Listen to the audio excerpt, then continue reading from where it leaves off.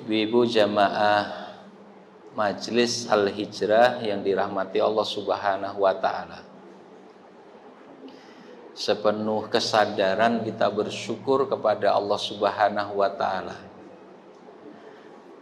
karena tak pernah berhenti Dia memberikan nikmat dan karunia kepada kita semua, termasuk kehadiran kita di majelis yang mulia ini. Kesyukuran yang kita berharap terus menambah semangat dan kegairahan kita dalam melakukan ibadah dan kepatuhan kepada Allah. Karena bahkan dengan hal yang demikian inilah kita semua dicipta olehnya, sampai datangnya ajal tatkala jatah kesempatan telah habis dan dunia harus kita tinggalkan. Maka akan teruji setiap kita menjadi hamba yang bersyukur kepadanya atau na'udzubillah justru mengkufurinya. Semoga kita bagian dari hamba-hamba Allah yang bersyukur dan terjaga kesyukuran itu sampai limit waktu terakhir tatkala kita harus meninggalkan dunia, lalu menghadap Allah Subhanahu wa Ta'ala dalam keadaan diridhoi olehnya. Salawat dan salam mudah-mudahan senantiasa tercurah kepada uswah hasanah, teladan kehidupan kita, Rasulullah Muhammad sallallahu alaihi wasallam. Salawat yang terucap oleh lisan yang semoga menambah kecintaan kita kepada beliau, yang dengan kecintaan ini semakin bersungguh-sungguh kita dalam mengikuti sunnah dan keteladanan Nabi, sehingga menjadi nyata pengakuan lisan kita bahwa kita adalah umatnya, dan menjadi bagian dari mereka yang dihimpun oleh Allah Subhanahu wa Ta'ala di dalam surga bersama Nabi yang dicintai oleh kita semua. Jamaah Al-Hijrah yang dirahmati Allah Subhanahu wa Ta'ala, satu waktu di hadapan para sahabat Nabi bersabda, "Jaddidu imanakum," perbaharuilah iman kalian. Perbaharuilah iman kalian. Perintah Nabi terungkap oleh lisan ini memunculkan ketakjuban, keheranan para sahabat, sehingga spontan mereka melontarkan kalimat tanya, "Kaifa nujaddidu imanana ya Rasulullah?" Bagaimana kami memperbaharui iman kami ya Rasulullah? Lalu Nabi yang mulia ini memberikan jawaban untuk menyampaikan penjelasan sehingga perintah ini menjadi mungkin untuk dilaksanakan, jelas untuk dikerjakan. Aktsiru min qauli la ilaha illallah, perbanyaklah oleh kalian ucapan la ilaha illallah. Jamaah yang dirahmati Allah Subhanahu wa Ta'ala, penting tentu saja untuk kita cermati apa yang disampaikan oleh Nabi, karena ia merupakan perintah yang tidak terbatas bagi sahabatnya saat itu tatkala kalimat sabda ini diucapkan oleh beliau, tetapi sudah pasti perintah ini tertuju kepada kita pula sebagai umatnya yang mengimani Nabi, yang mesti membuktikan kesungguhan kita dalam mengimaninya dalam bentuk menerima dan melaksanakan apa yang diperintahkannya. Kalimat positif sebagaimana kalimat tauhid la ilaha illallah sudah pasti akan memberikan pengaruh bagi pengucapnya hanya apabila ia difahami. Kalimat positif sebaik apapun kalimat tersebut, tetapi pengucapnya tidak faham dengan makna kalimat yang dia ucapkan, maka tidak akan pernah berfungsi untuk mengubah sikap dan perilaku selaras dengan isi atau kandungan dari kalimat yang ia ucapkan. Tatkala seseorang dimotivasi agar dia mencapai kesuksesan, lalu diajarkan kepadanya, ucapkan olehmu, saya pasti sukses, berkali-kali, maka kalimat itu tidak akan pernah benar-benar mengantarkannya kepada kesuksesan jika kalimat saya pasti sukses tidak difahami dan dia tidak mengerti apa sukses yang dimaksudkan. Begitulah tatkala Nabi SAW memerintahkan para sahabat, juga kita semua sebagai umatnya, untuk memperbaharui iman. Perbaharulah iman kalian. Aktsiru min qauli la ilaha illallah. Perbanyak oleh kalian ucapan la ilaha illallah. Maka sebanyak apapun kalimat la ilaha illallah diucapkan, tapi ia tidak difahami maknanya, sudah pasti tidak akan pernah mengubah pengucapnya. Mungkin saja ia akan diucapkan 10 kali, 100 kali, 1000 kali, ratusan ribu kali, tetapi sedikit pun tidak mengubah pengucapnya untuk menyelaraskan sikap dan perilakunya dengan isi dan tuntutan kalimat tauhid yang diucapkan berulang kali olehnya tersebut. Apakah panjenengan mendapati seseorang yang mengucapkan kalimat la ilaha illallah ratusan kali, ribuan kali, tapi sampai bertahun-tahun ia tidak juga mengerjakan ibadah sholat? Ada. Adakah orang yang mengucapkan kalimat la ilaha illallah tetapi terus saja melakukan perbuatan dosa? Wonten.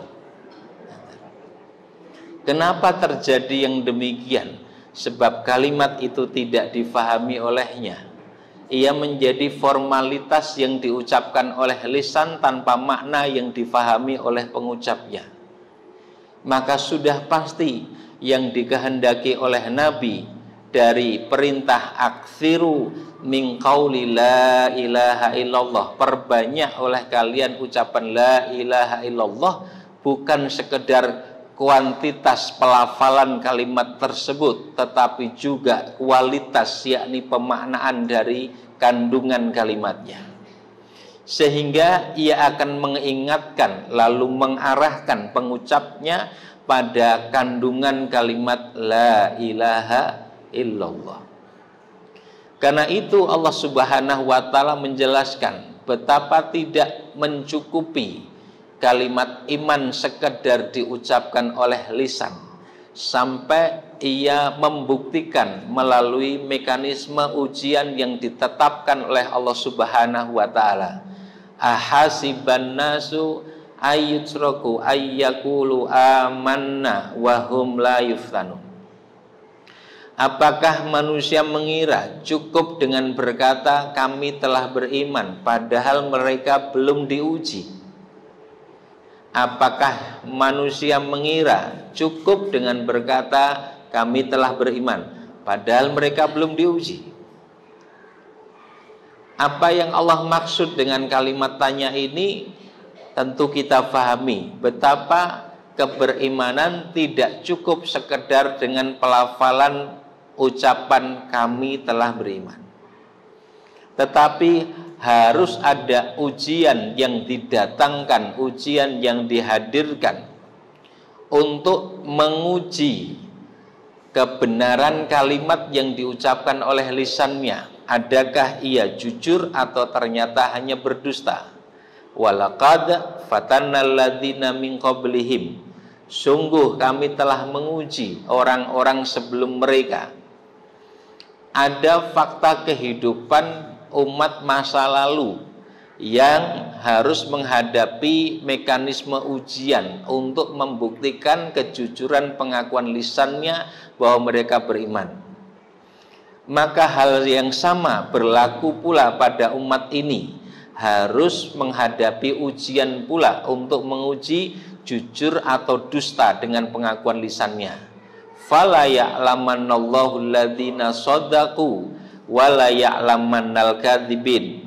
Sehingga terbukti siapa yang sodaku, jujur dengan pengakuan lisannya bahwa ia beriman, wala ya'lamannal kadzibin, dan terbukti pula siapa yang ternyata hanya berdusta.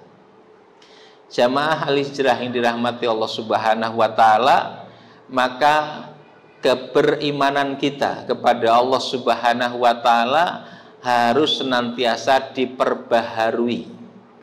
Ia harus menjadi baru kembali sebagaimana sebelumnya, karena bisa jadi ada kotoran yang melekat, mungkin saja ada bagian yang rusak, bisa jadi ada bagian-bagian yang lemah sehingga ia harus dikuatkan. Bagaimana perbaharuan keimanan ini bisa dilakukan sehingga ia menjadi baru kembali? Satu, kita fahami terlebih dahulu makna iman yang dimaksud oleh Allah Subhanahu wa taala agar upaya memperbarui iman bisa kita lakukan. Kita dapati di ayat 15 surat Al-Hujurat, Allah Subhanahu wa taala menjelaskan keberimanan yang sebenarnya dan unsur-unsur yang harus ada di dalamnya, sehingga secara objektif seseorang benar-benar dinilai telah beriman. Belum atau tidak sekedar ketaatan lahiriah lalu dengan itu merasa beriman. Karena di ayat sebelumnya, ayat 14, ada fakta yang terjadi di masa Nabi. Sejumlah orang yang telah melakukan kepatuhan lahiriah dalam bentuk mengucapkan 2 kalimat syahadat, mengerjakan ibadah sholat, lalu secara subjektif memberikan penilaian terhadap dirinya di hadapan Nabi, kemudian mengatakan amanna, kami telah beriman.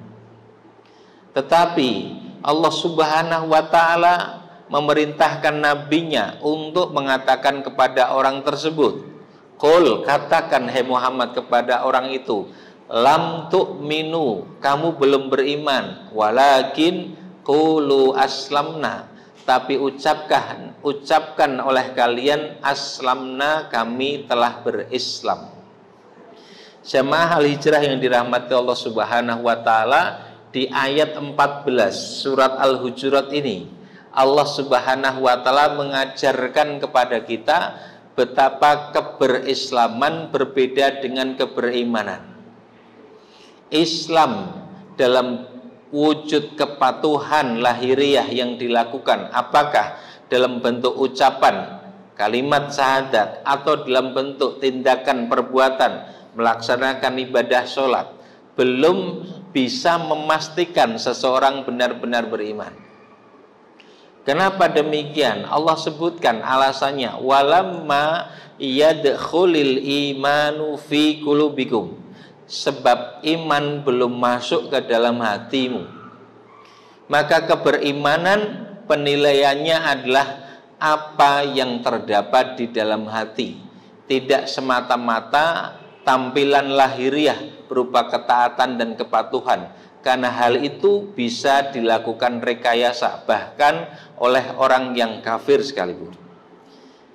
Tetapi sebaliknya, mereka yang hatinya sungguh-sungguh beriman, maka tidak mungkin berhenti hanya pada wilayah hati, karena sudah pasti keberimanan yang benar dan kokoh di dalam hati pemiliknya akan mendorong ia untuk mewujudkan iman yang tersembunyi dalam hati tersebut dalam bentuk ketaatan dan kepatuhannya kepada Allah Subhanahu wa taala.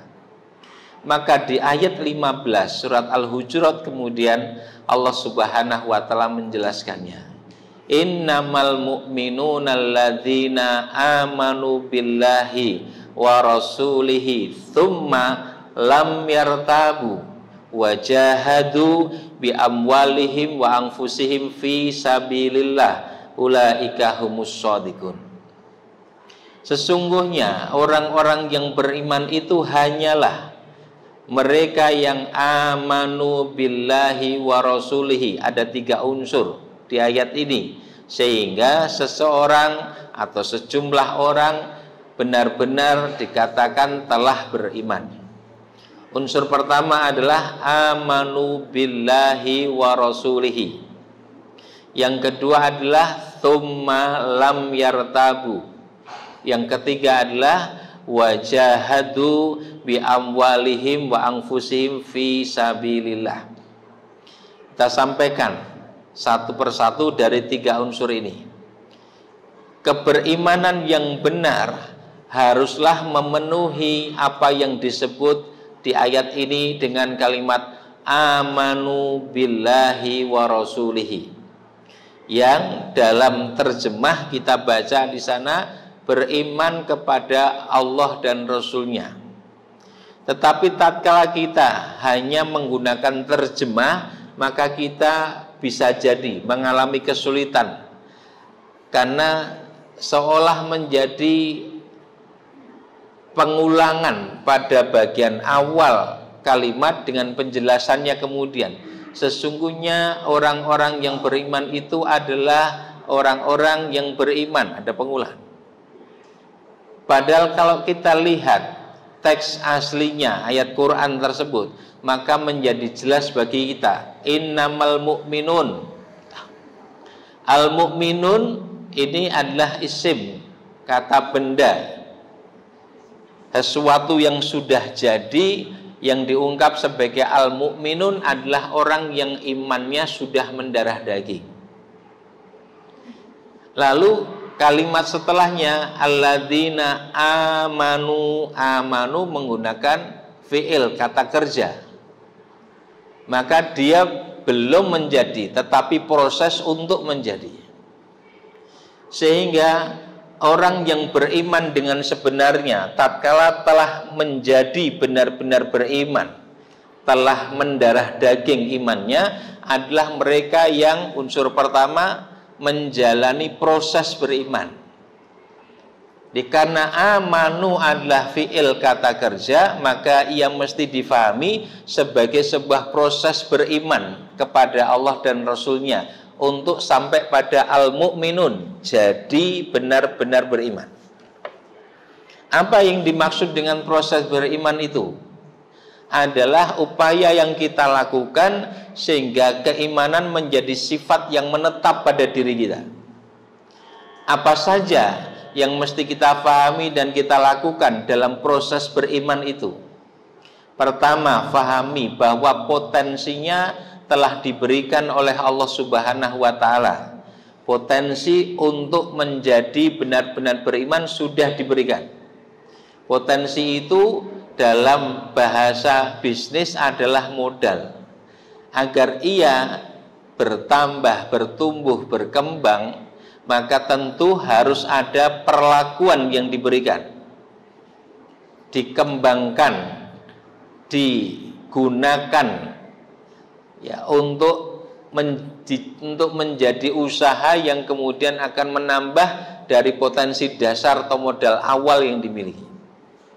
Begitu juga potensi iman sudah diberikan oleh Allah Subhanahu wa Ta'ala, dan potensi iman itu dalam terminologi atau peristilahan Quran disebut dengan fitrah.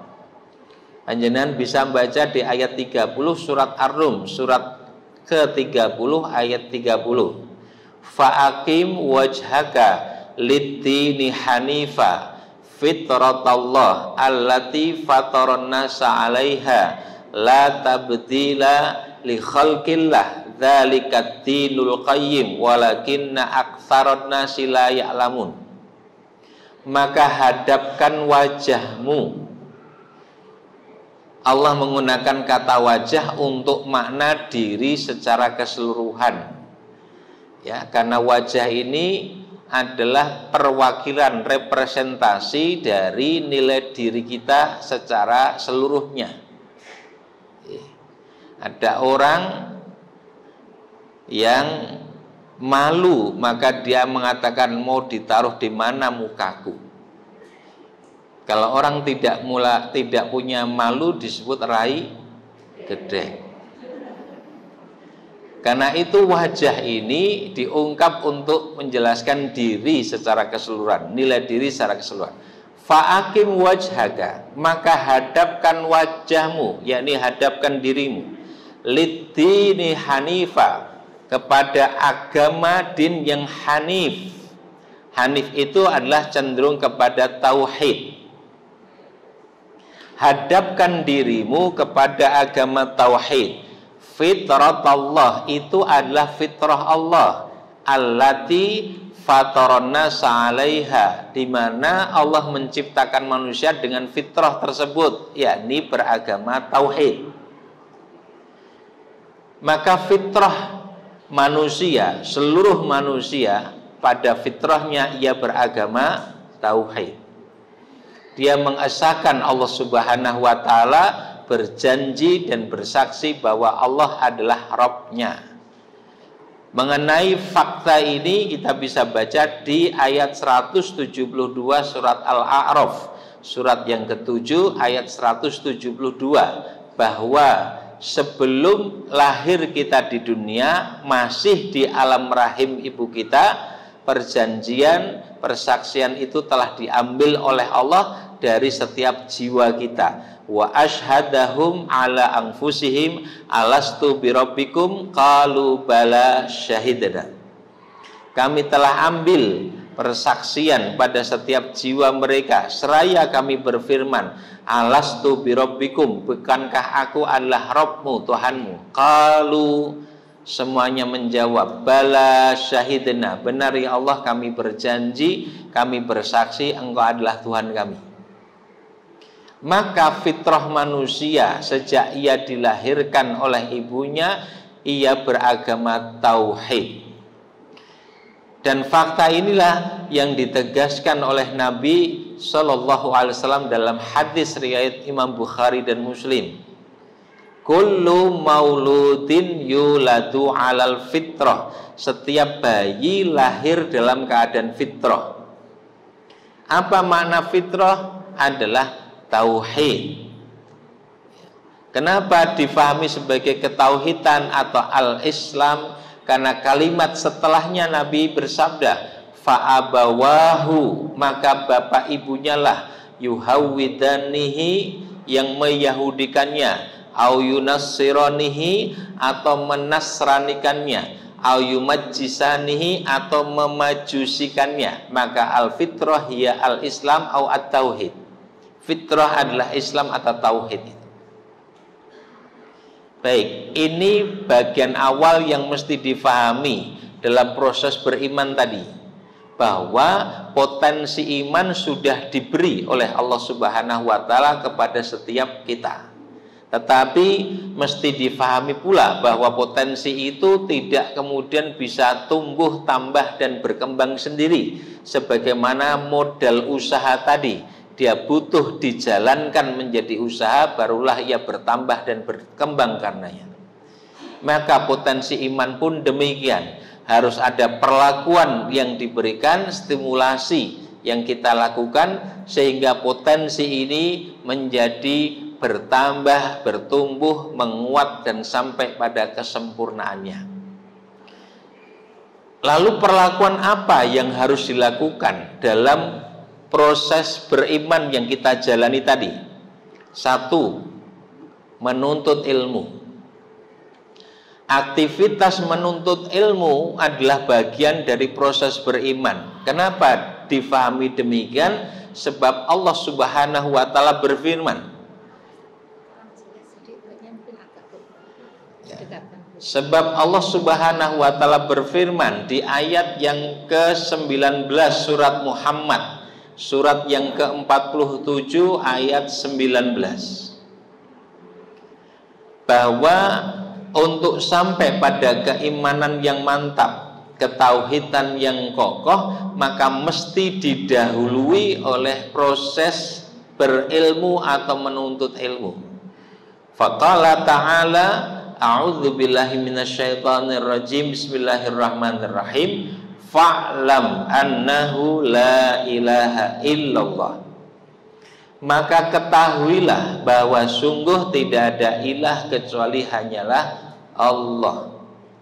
Fa'lam adalah kata kerja perintah untuk berilmu terlebih dahulu. Annahu la ilaha illallah, bahwa sesungguhnya tidak ada ilah kecuali Allah. Maka ini jelas mengisyaratkan aktivitas berilmu harus dilakukan terlebih dahulu untuk sampai pada keyakinan penuh terhadap kalimat tauhid la ilaha illallah.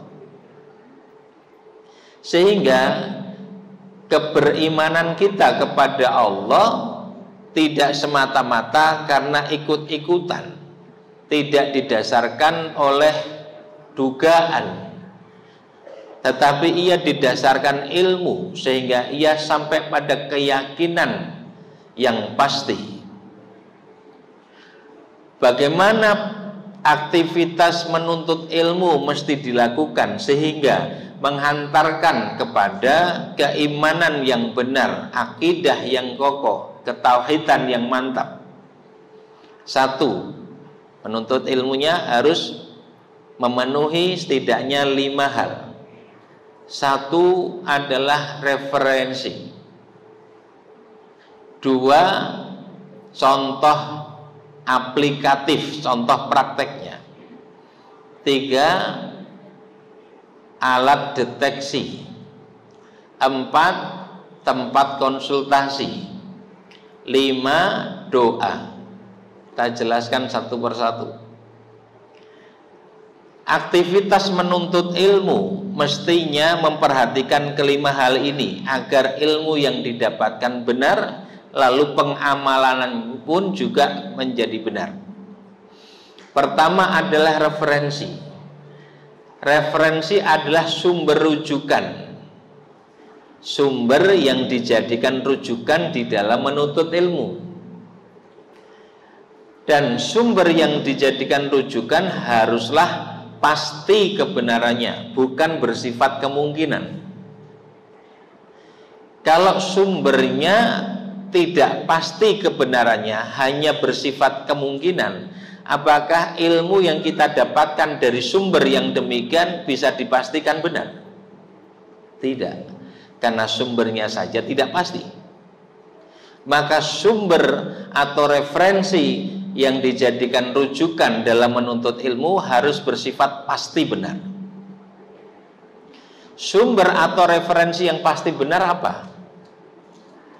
Ada 2. 1 Al-Quran, 2 Al-Hadis atau As-Sunnah. Jaminan pasti kebenarannya Al-Quran ada sangat banyak keterangan di dalam Al-Quran. Di antaranya panjenengan bisa baca di ayat 2 surat Al-Baqarah, dzalikal kitabu la raiba fihi hudal lil muttaqin. Inilah kitab Al-Quran yang tidak ada keraguan di dalamnya. Al-Imam Ibnu Katsir rahimahullah dalam tafsir Al-Quranul Azim atau sering disebut tafsir Ibnu Katsir menjelaskan makna la raiba fihi, tidak ada keraguan di dalamnya. Maknanya tidak diragukan bahwa semua informasi dalam Quran benar. Tidak diragukan bahwa semua informasi dalam Quran benar. Tidak diragukan bahwa hukumnya adil dan bijaksana. Tidak diragukan bahwa Al-Quran memenuhi hajat kebutuhan manusia, lahiriah maupun batiniahnya. Ini pernyataan Quran. Mungkin saja di antara manusia ada yang meragukannya. Jika iya, maka Allah Subhanahu wa ta'ala sejak awal menurunkan Quran telah menyampaikan tantangan bagi siapapun yang meragukan. Ayat 23 sampai 24 surat Al-Baqarah. Wa in kuntum fi raibim mimma nazzalna ala abdina fa'tu bisurah. Kalau kamu ragu dengan Quran yang kami turunkan kepada hamba kami yakni Muhammad, fa'tu bisurah, silahkan kamu buat 1 surat saja. mim mithlihi yang semisal dengannya, yang kualitasnya sama dengan Quran. Buatlah satu surat saja, tidak perlu sampai 114 surat, satu surat saja. Dengan catatan kualitasnya sama dengan Quran. Kalaupun tidak bisa sendirian, silahkan ajak siapapun yang bisa diajak. Kumpulkan para pakar dan ahli untuk membuat satu surat saja yang kualitasnya seperti Quran, jika kalian ragu dengan kebenaran Quran ini. Wad'u syuhada'akum min dunillah in kuntum shadiqin. Ajaklah sekutu-sekutumu selain Allah jika kamu yang benar. Dumugi sak menika dereng wonten tiyang ingkang saged. Sampai waktu ini kita belum mendapati orang yang bisa membuat seperti Quran meski hanya satu surat saja. Dan tidak akan pernah bisa. Fa'il lam taf'alu walan taf'alu. Dan jika kamu tidak mampu, dan sampai kapanpun kamu tidak akan pernah mampu. Kalau terbukti kebenaran Quran tetap tidak mau mengimaninya, tidak meyakininya, maka jaga saja diri kalian dari siksa api neraka. Fattaqun nar allati waquduhan nas wal hijarah, yang bahan bakarnya adalah manusia dan batu. Uiddat lil kafirin, yang disediakan untuk orang-orang yang kafir. Baik, fakta sejarahnya, kebenaran dan otentisitas keaslian Quran benar-benar terjaga.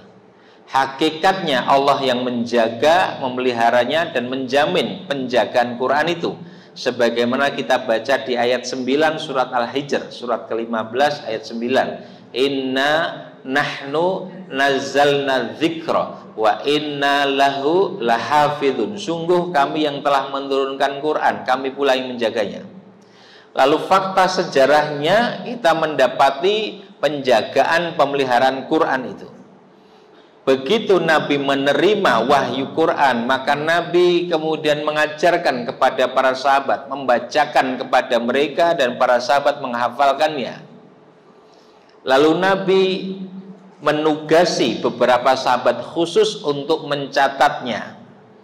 Ada beberapa riwayat tentang hal ini, bahwa ada sejumlah sahabat yang ditugasi khusus untuk mencatat wahyu. Ditulis riwayat ini, dikutip riwayat ini oleh Imam As-Suyuti di dalam kitab Al-Itqan fi Ulumil Quran.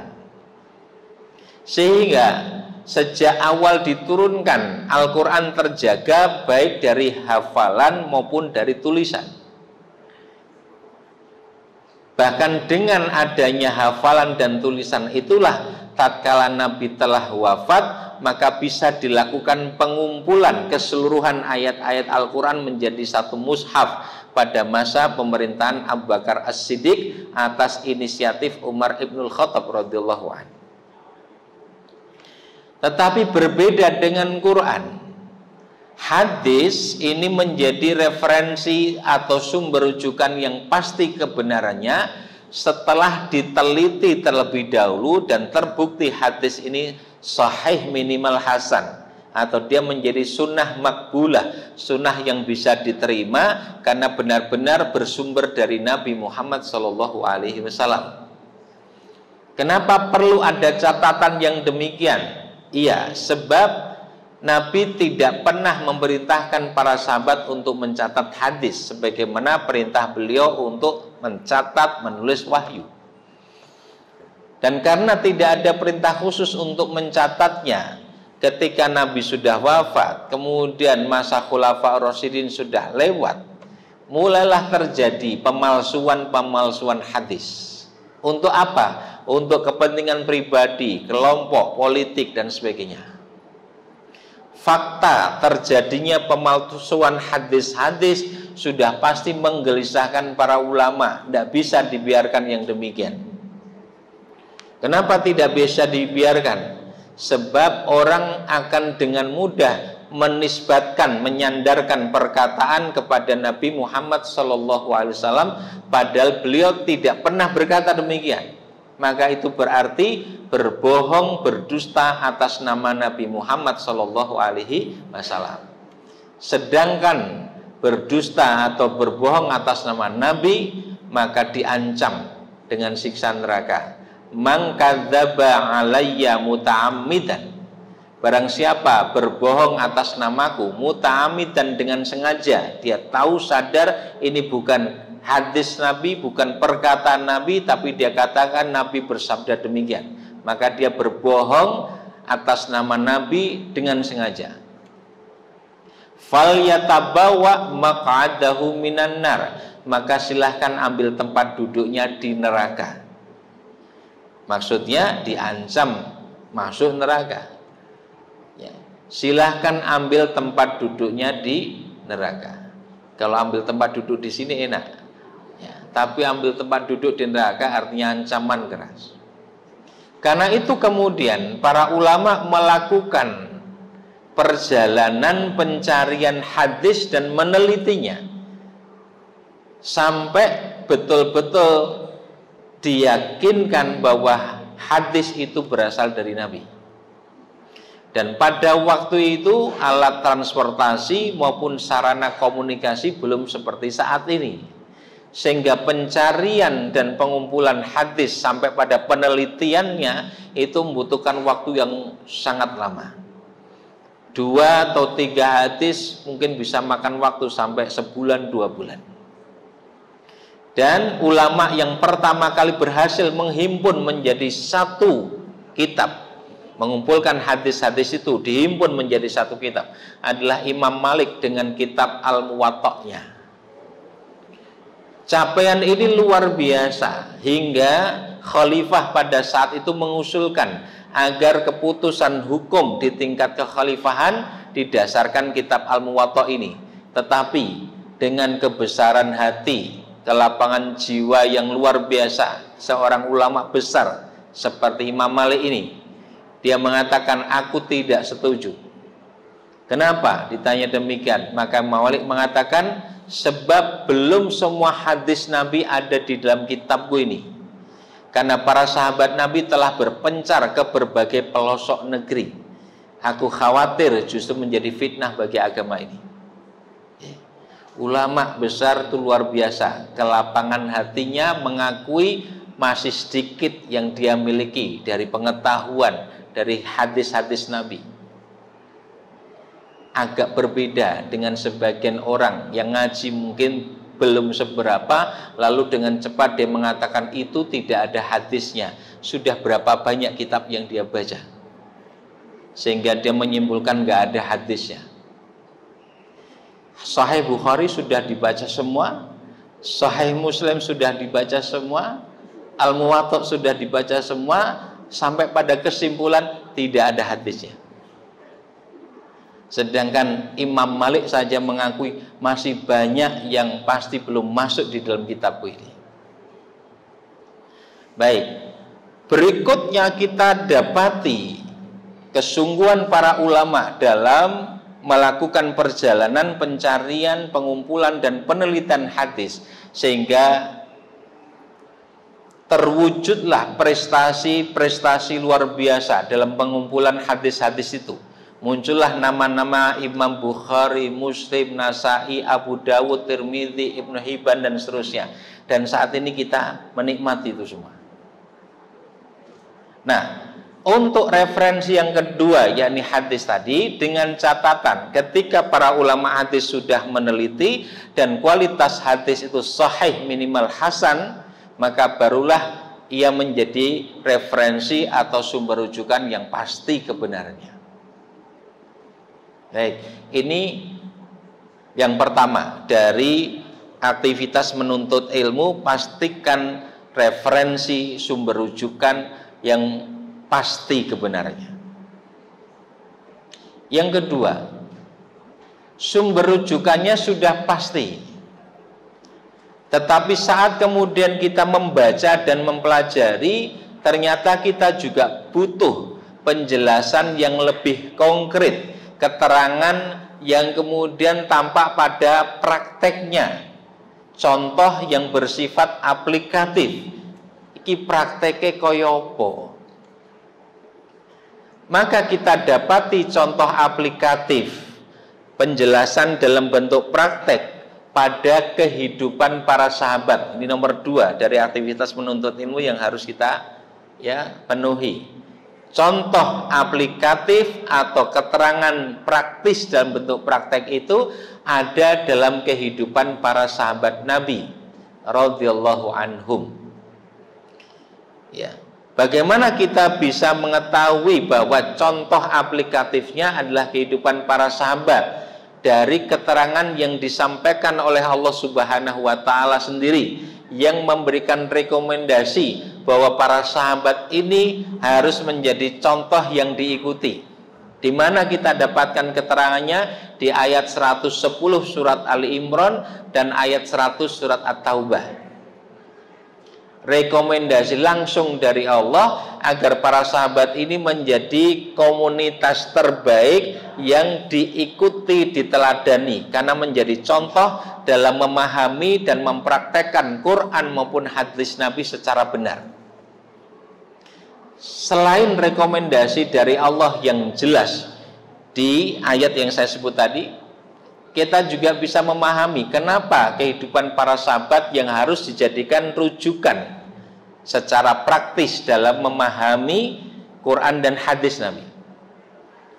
Karena para sahabat ini hidup di masa wahyu masih diturunkan, dan mereka adalah kelompok orang yang dibina, dididik, dikader langsung oleh Nabi Muhammad SAW. Maksudnya apa? Maksudnya kalau ada kesalahan pemahaman maupun praktek beragama dari para sahabat, maka pasti akan turun wahyu untuk meluruskannya atau teguran dari Nabi untuk melakukan koreksi.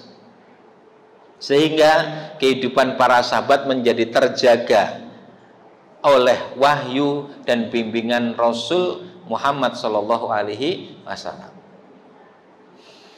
Yang ketiga, dalam menuntut ilmu itu kita juga butuh alat deteksi untuk memastikan pemahaman yang kita peroleh adalah sesuatu yang benar. Meski sudah dipelajari referensinya Quran dan Sunnah, sudah ada keterangan praktisnya dari kehidupan para sahabat, kita butuh penguat untuk memastikan bahwa ini sesuatu yang benar.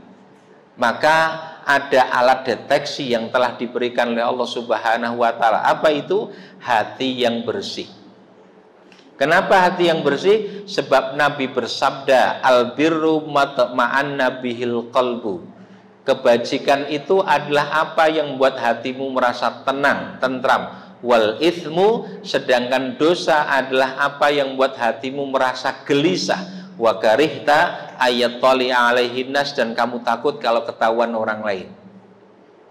Hati menjadi alat deteksi sehingga kebajikan dan dosa bisa kita fahami. Ini kebajikan atau dosa, ini hak atau batil, ini benar atau salah. Bergantung respon hati bagaimana. Kalau ia tenang tentram, maka itulah kebajikan. Kalau hati gelisah, maka itulah dosa.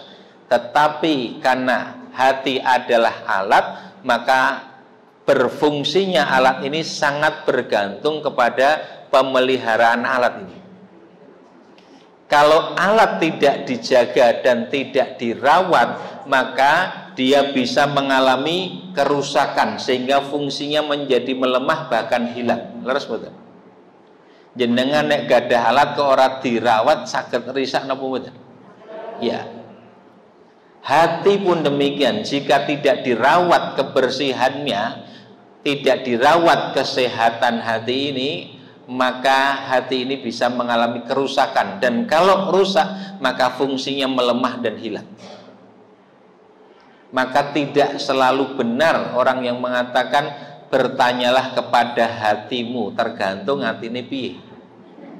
Kalau hatinya sudah rusak, dia sudah tidak bisa mendeteksi kebajikan dan dosa yang dilakukan.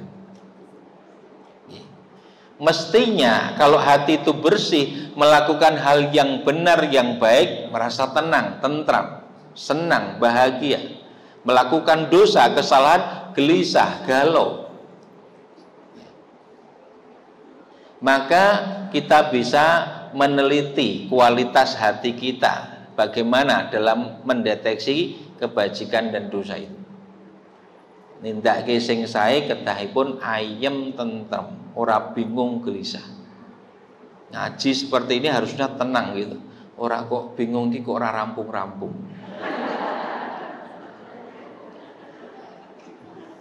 Baik, okay. Yang keempat, dalam proses menuntut ilmu itu kita butuh tempat konsultasi.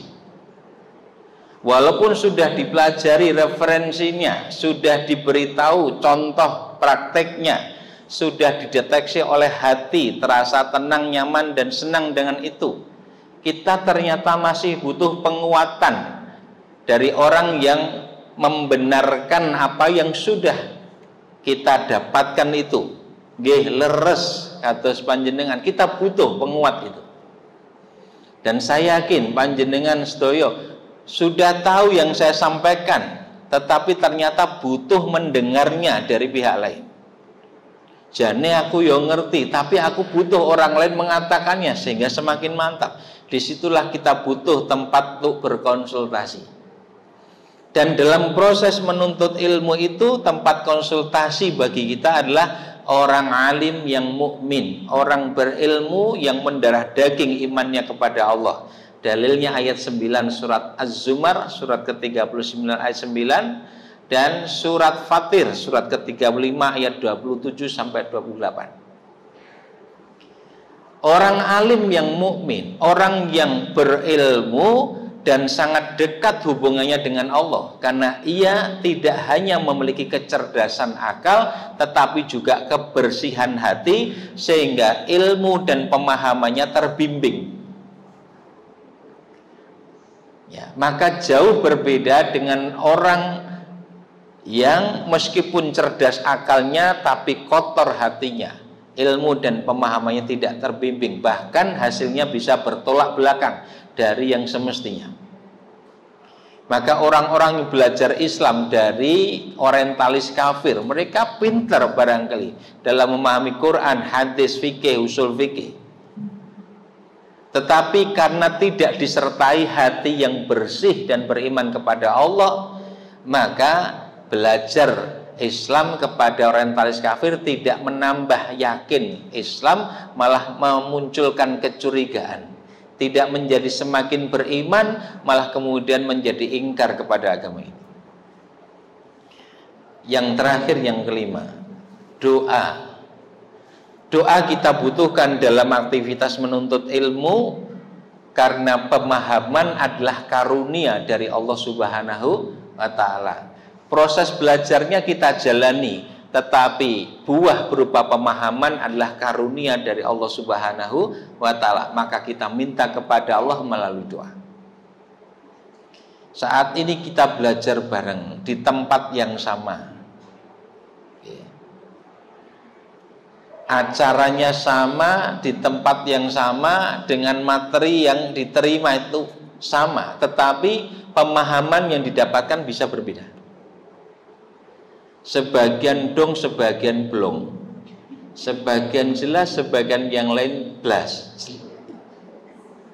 Karena pemahaman adalah karunia dari Allah, maka kita doa memohon kepadanya, Rabbi zidni ilma warzuqni fahma. Ya Allah, tambahkan ilmu kepadaku, berikan kepadaku pemahaman, warzuqni, berikan rizki padaku berupa fahma, pemahaman.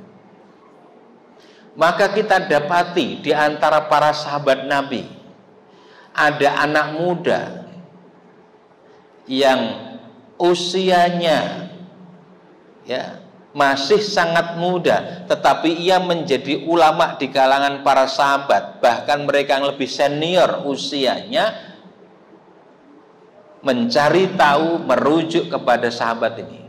Dia adalah Abdullah bin Abbas radhiyallahu anhuma, Ibnu Abbas.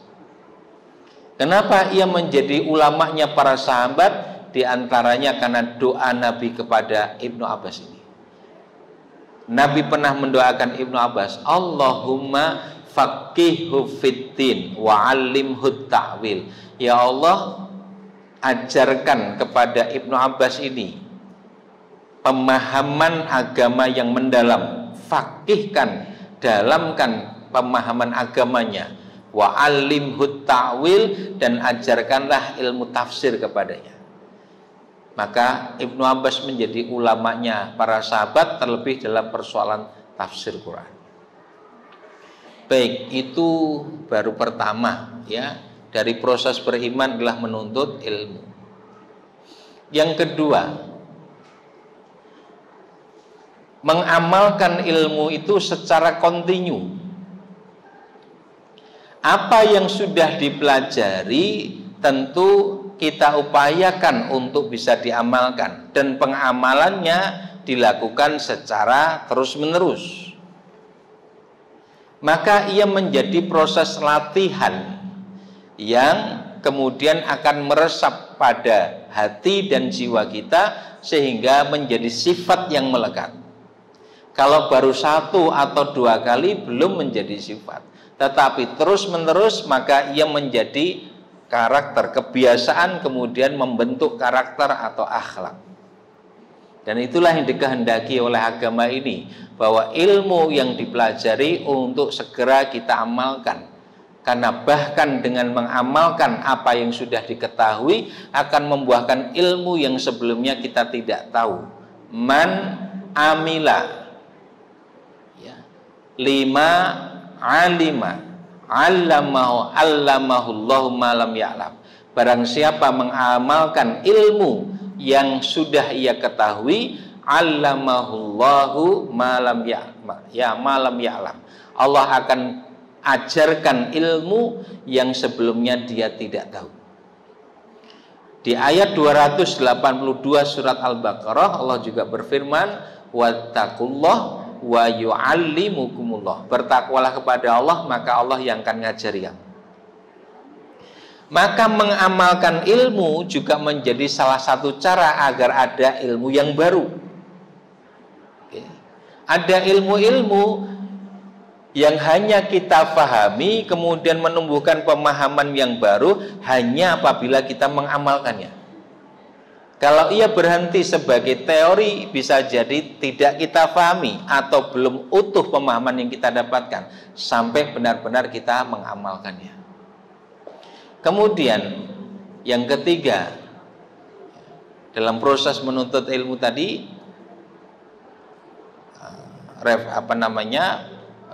dalam proses beriman ya, ilmu kemudian mengamalkannya, ini proses beriman ya.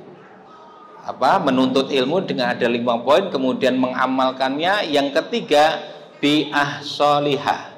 Ini proses beriman juga.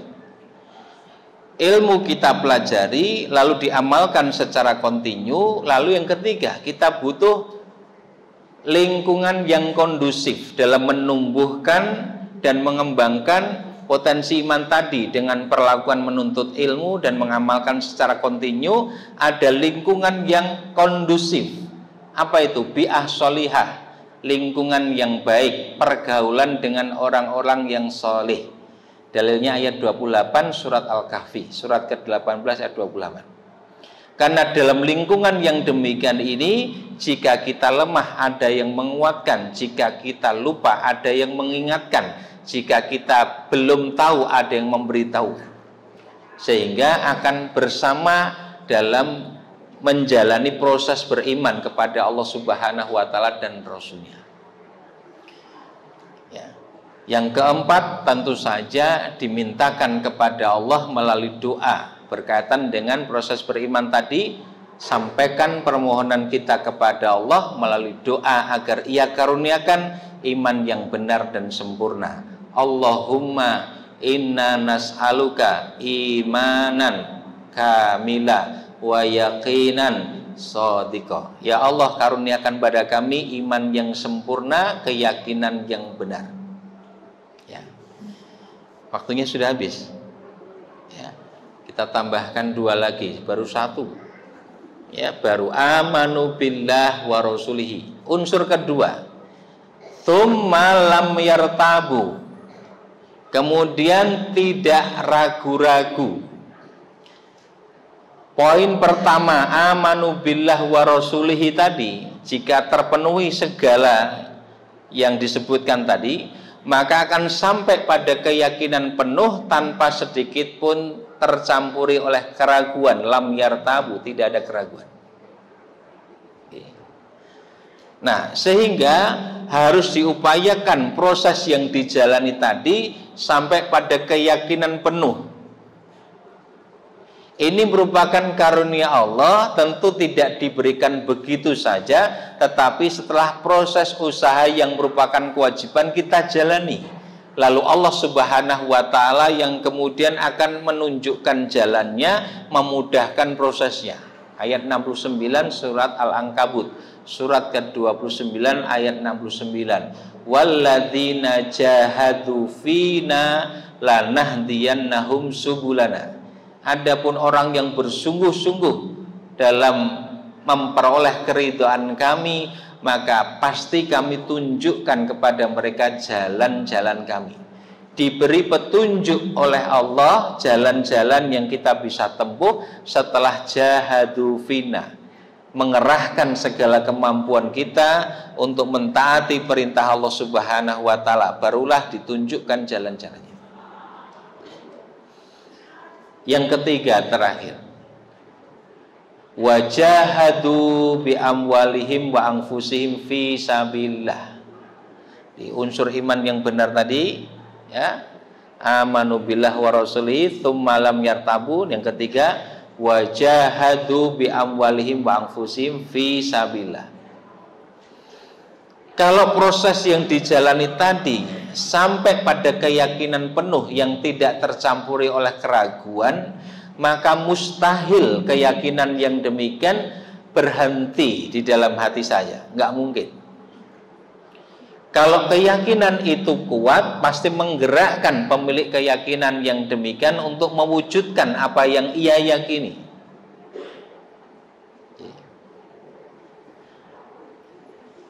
Sehingga akan terwujud keyakinan itu dalam bentuk perbuatan. Perbuatan apa? Taat kepada perintah Allah. Kalau keyakinannya demikian kuat, tidak tercampuri keraguan di dalam hati, maka mendorong dia untuk mematuhi perintah Allah. Perintah dilaksanakan, larangan dijauhi, ketetapan diterima. Dan pelaksanaan perintah itu tidak asal-asalan, tidak sekedarnya, bukan hanya formalitas belaka, tetapi jahadu, wajahadu, berjihad, yakni badlul wus'i, mengerahkan segala kemampuannya. Mengerahkan segala kemampuan berarti ya bersungguh-sungguh. Bersungguh-sungguh berarti berorientasi pada kualitas dalam pelaksanaannya. Bi amwalihim wa anfusihim, dengan harta dan jiwanya, dengan menggunakan seluruh potensi yang dimiliki, ia kerahkan segenap kemampuannya, ia berorientasi pada mutu kualitas dalam mengamalkan apa yang diperintahkan. Jika terpenuhi 1, 2, 3 tadi, maka ulaika humus shadiqun, mereka itulah orang-orang yang benar imannya. Nah, ketika kita memahami iman yang benar, maka menjadi jelas bagi kita bagaimana memperbaharui iman, yaitu sampai pada kondisi kualitas iman yang seperti itu. Sehingga akan mengarahkan kita kepada upaya-upaya untuk sampai pada iman yang demikian itu. Aktivitas menuntut ilmunya, proses latihan beramal yang kontinu dilakukan olehnya, doa yang sungguh-sungguh tak pernah berputus asa disampaikan pada Allah Subhanahu wa Ta'ala, selektif terhadap lingkungan di mana kita menumbuhkan ya bibit dan potensi keimanan itu, sehingga kita benar-benar akan sampai kepada iman yang baru kembali. Ya. Inilah memperbaharui keimanan. Maka kalimat yang kemudian disampaikan oleh Nabi untuk diperbanyak kita ucapkan adalah kalimat La ilaha illallah. Fahami kalimat ini sehingga betul-betul fungsional memperbaharui keimanan kita kepada Allah Subhanahu wa ta'ala dan Rasulnya. La ilaha illallah, tidak ada ilah kecuali hanyalah Allah. Ilah adalah al-mahbub yang dicintai, al-marhub yang ditakuti, al-marhub yang diharapkan, al-madbu' yang diikuti, al-muta' yang ditaati. Ini makna secara bahasa ilah. Al-mahbub yang dicintai, al-marhub yang ditakuti, al-marhub yang diharapkan, al-madbu' yang diikuti, al-muta' yang ditaati. Makna ilah secara bahasa. Lalu para ulama mengatakan dari makna bahasa itu, maka ilah itu berkenan dengan yang dicintai, yang ditakuti, yang diharapkan. Nanti kemudian muncul dalam bentuk yang diikuti, yang ditaati. Cinta, takut, harap tempatnya di mana? Tresno ajrih ngajeng-ajeng papanipun wonten pundi? Hati. Sehingga kemudian disimpulkan ilah itu adalah sesuatu yang dominan di dalam hati. Dominan itu mengisi ruang terbesar di dalam hati kita. Wujudnya cinta, takut, harap. Apa yang paling dicintai, apa yang paling ditakuti, apa yang paling diharapkan, itu dominan. Maka pasti muncul dalam bentuk tindakan mengikuti, mentaati. Dia akan ikuti, dia akan taati apa yang paling dicintai, apa yang paling ditakuti, apa yang paling diharapkan. Kalau yang paling dicintai adalah harta, pasti perilakunya akan mengarah kepada harta itu. Dia mengikuti sesuatu untuk mendapatkan yang ia cintai berupa harta. Maka kalau kecintaan pada harta itu dominan, menjadi paling dicintai, ia menjadi tidak peduli yang lainnya. Yang penting harta didapatkan olehnya. Sehingga tuntunan agama pun tidak lagi dipedulikan. Halal haram tidak ia perhatikan. Yang penting harta didapatkan. Maka kalau demikian halnya, dia sudah mengilahkan harta. Napa wonten tiyang sing golek bondo ora peduli halal dan haram, maka dia telah mengilahkan harta. Begitupun jabatan, yang penting jadi, nyalon, persoalan dengan cara yang curang, dengan menyuap dia lakukan, yang penting jadi, jabatan didapatkan, ada tidak? Dia sudah mengilahkan jabatan. Kalau seperti itu keadaannya, maka kalimat yang dia ucapkan la ilaha illallah nggak ada artinya lagi. Karena fakta perilakunya dia mengilahkan selain Allah. Kalau ini difahami, maka kalimat la ilaha illallah akan benar-benar memperbaharui keimanan kita. Sehingga seharusnya kedahipun kula pansami dalam melakukan apapun, baik dalam pikiran, dalam hati, dalam sikap, dalam perilaku, dalam tindakan, dalam diam dan gerak kita, mestinya dikendalikan oleh kalimat la ilaha illallah. Maknanya terus pundi? Kita cintai Allah, kita takut pada Allah, kita berharap kepada Allah, maka kita ikuti dan kita taati Allah. Apa yang Allah perintahkan, kita terima itu dan kita laksanakan dengan sungguh-sungguh. Itu praktek la ilaha illallah. Bicara kita, diam kita, duduk kita, berjalan kita, bergaul kita, berumah tangganya kita, mestinya melaksanakan apa yang diperintahkan oleh Allah Subhanahu wa ta'ala. Nun sewu, kadang-kadang ada orang yang wis ngaji, tapi dia minum dengan berdiri nganggo tangan kiwa sisa. Kalau ia tahu itu tidak dikehendaki oleh Allah, Rasul bahkan mengatakan la ta'kulu wa la tashrabu bishimal, jangan kamu makan dan minum dengan tangan kiri. Fa inna syaiton ya'kulu wa yashrabu bisimalihi, karena setan itu makan dan minum dengan tangan kirinya. Kalau tahu kok tetap dilakukan, maka itu berarti tidak ada kepatuhan kepada Allah dan Rasulnya, maka dikemanakan kalimat la ilaha illallah. Neng boten sah diloke, ya. Kalau ada orang makan minum dengan tangan kiri, jenengan rasa ngeloke, oh setan nih.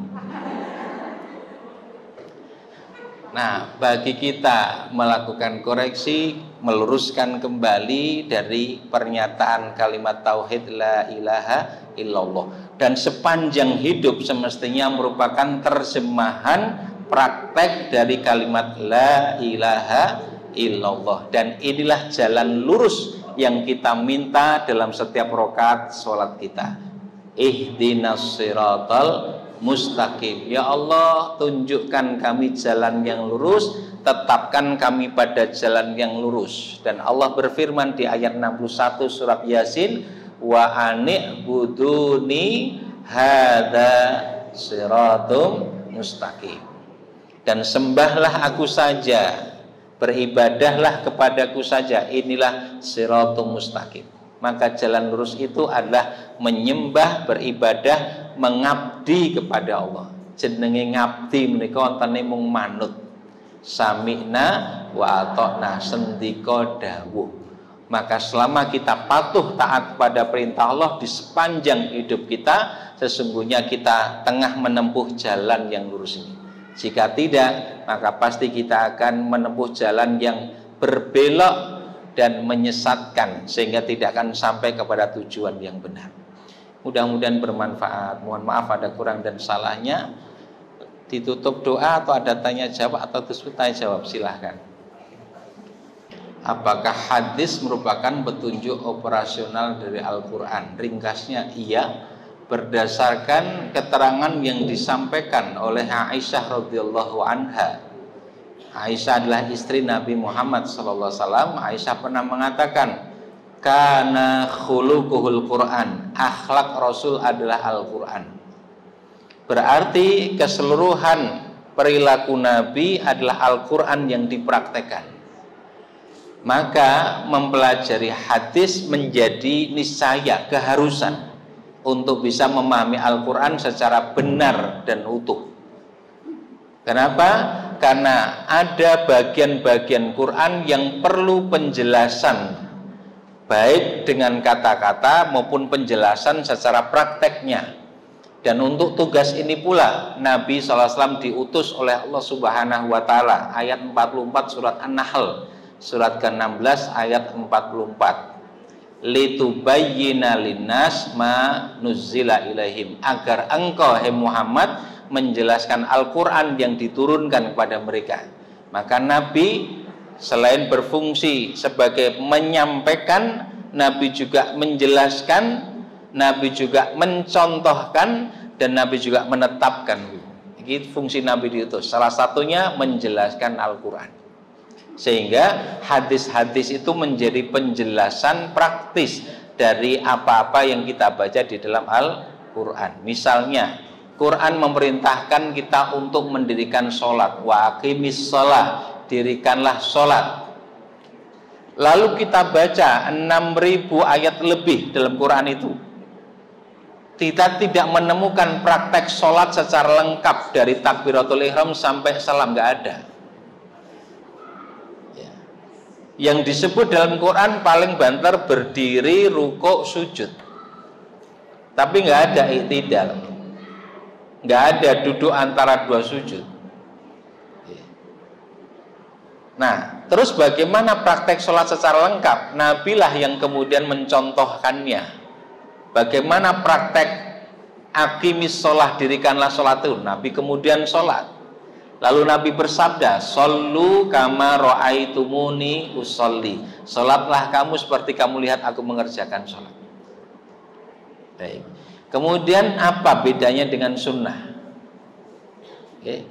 Al-hadis dan as-sunnah secara umum menurut para ulama ini identik. Ya. Pada asalnya ya sinonim. Tetapi hanya penggunaan istilah itu dari kata hadis, hadasa. Hadis itu bisa perkataan karena penisbatannya kepada apa yang diucapkan oleh Nabi. Ya. Hadis juga bisa bermakna kejadian karena berupa tindakan yang dilakukan oleh Nabi. Begitupun dengan sunnah. Sunnah itu jalan yang ditempuh karena as-sunnah berisi tentang jalan hidup yang ditempuh oleh Nabi Muhammad SAW. Maka al-hadis atau as-sunnah itu sebetulnya identik.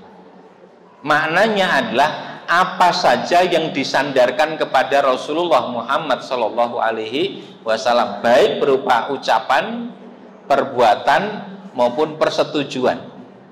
Ya. Sehingga ada yang disebut dengan sunnah qauliyah, sunnah fi'liyah, sunnah takririyah.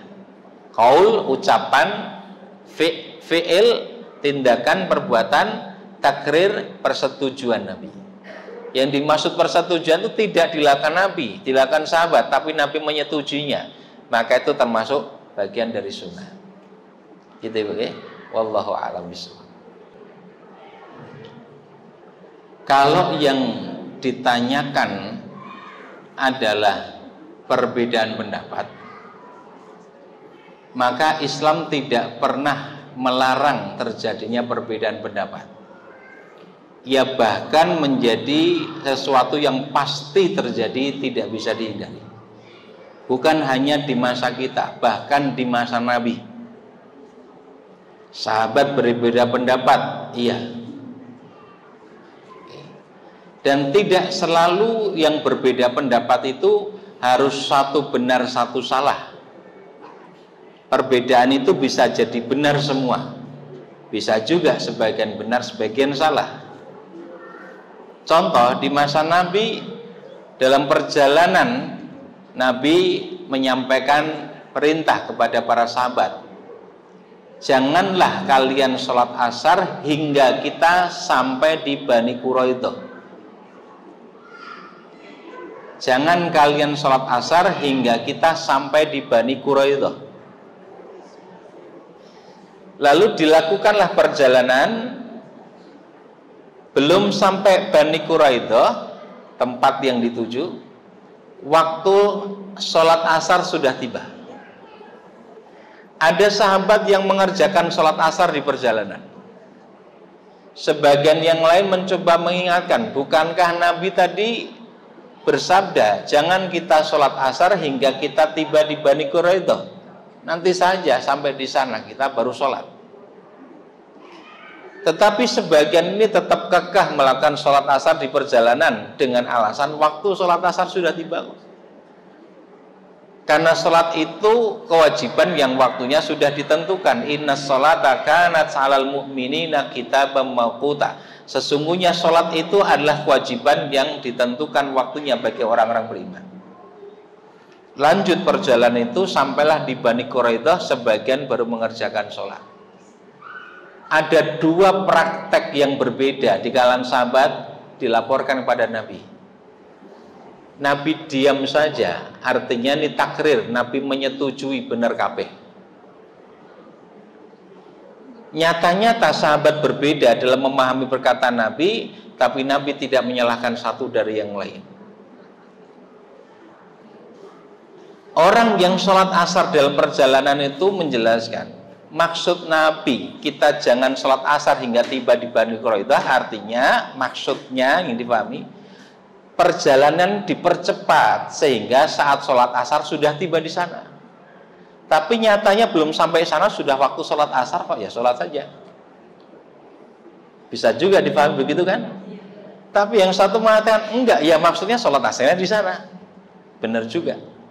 Maka Nabi tidak menyalahkan satu dari yang lain. Oke.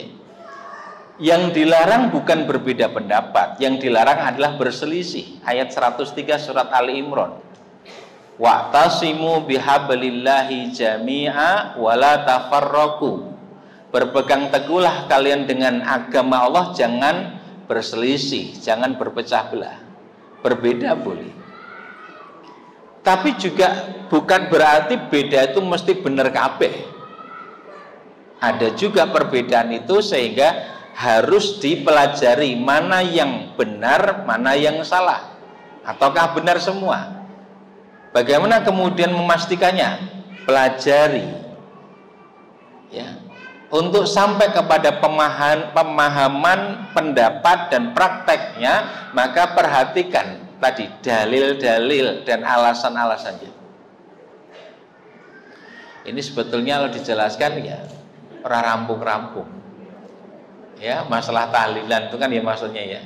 Tapi sekedar menjadi pengetahuan kita begini. Yang mempraktekkan, mengamalkan. Seperti sekilas tadi panjenengan sudah ngendika juga. Sing ora entuk ning ngendi kan itu. Isinya itu apa? Baca Quran itu jelas diperintahkan. Berzikir, tasbih, tahmid, tahlil ya diperintahkan. Berdoa, sholawat, istighfar ya diperintahkan. Kok ora entuk ki ning ngendi le ora entuk? Perintahnya banyak, Qur'ane ono, hadisnya ada, itu perintah semua. Gitu kan? Bagi yang mengamalkan. Jadi tidak ada yang salah dengan praktek ini. Terus pihak yang kontra mengatakan, masalahnya ini ada ketentuan hari 7, 40, 100, 1000. Bukankah itu bagian dari ajaran agama Hindu? Tadi kata tadi. Karena ada yang dulunya pendeta Hindu, ya, kemudian masuk Islam, namanya Ustadz Abdul Aziz. Ya. Dia perlihatkan di kitab apa kalau Hindu itu, kitab Weda atau apa ya, kitab Weda itu ada keyakinan hari ke-7, 40, 100, 1000 pendak dan seterusnya. Tetapi dengan keyakinan bahwa pada hari-hari tersebut roh yang meninggal dunia itu kalau 7 hari masih di sekitar rumah. Kalau sudah 40 hari wis rodadoh, mungkin wis RT. 100 hari mungkin sudah satu desa, rodadoh meneh, semakin jauh berkaitan dengan roh yang sudah mati itu. Ya. Kalau dikatakan itu kan bagian dari ajaran Hindu, lain jawab ngeten, bagi yang pro ya.